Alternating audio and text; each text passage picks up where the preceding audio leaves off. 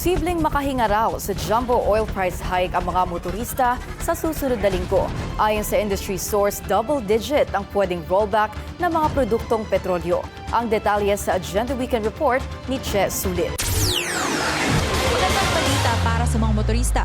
Posibleng umabot sa double-digit ang rollback ng produktong petrolyo sa susunod na linggo. Ayon sa isang industry source, posibleng bumaba ang presyo ng diesel ng 8 pesos and 80 centavos hanggang 10 pesos at 80 centavos kada litro. Ang gasoline naman, posibleng hindi gumalaw ang presyo. At kung bababa man, aabot ang rollback na 1 peso at 50 centavos kada litro. Giit ng source, pwede pang bumaba ang presyohan kung may klarong direksyon na ang ceasefire deal ng US at Iran. Kaakibat din sana nito ang mas maluwag na passage sa Strait of Hormuz. Pero kung hindi pa huhupa ang tensyon sa Middle East, posibleng mahila ulit pataas ang presyo ng langis.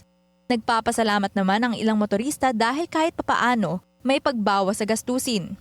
Maganda kung magro-rollback talaga pero sana tuloy-tuloy yung rollback na hindi lang isang linggo kasi ang daming increase. Parang kung magro-rollback ng isang linggo, parang baliwala lang din. Kasi, di ba, sabi nga nila malabo nang bumalik talaga sa dating levels yung price. At least kung magro-rollback, yung sunod-sunod naman sana yung wag lang yung parang isang ano. Kasi mahirap na rin talaga eh. Sana po magawan po agad talaga nila ng paraan para bumalik po sa dati yung presyo po ng crudo.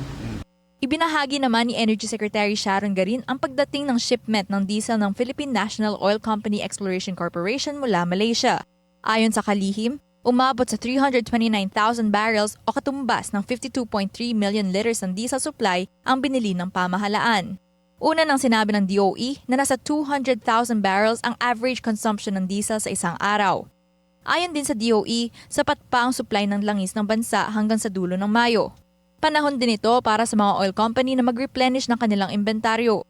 Batay naman sa pinakahuling datos mula sa Oil Industry Management Bureau ng DOE, nasa 50.42 days ang average fuel supply ng bansa, bahagyang mas mababa kumpara sa 50.9 days noong nakaraang linggo.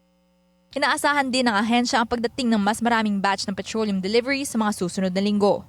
Sa ngayon, mahigpit pa ring binabantayan ng oil industry players ang volatility ng merkado, habang ang mga motorista at consumer humihiling na bumalik na sa dati ang presyo ng gasolina.